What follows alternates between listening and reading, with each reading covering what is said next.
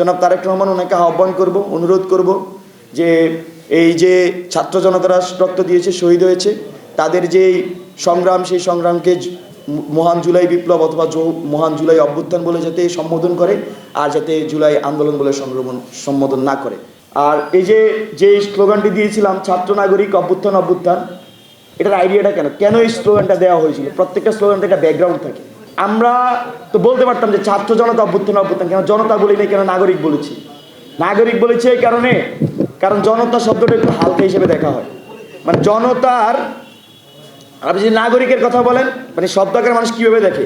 নাগরিক মানে বোঝা যায় তার কিছু রাইটস রাষ্ট্র দেখবে, সে রাষ্ট্রের নাগরিক, সে এখানে হিস্সাদার। দায় দরদের রাজনীতি, ছাত্র শক্তির ভিত্তি।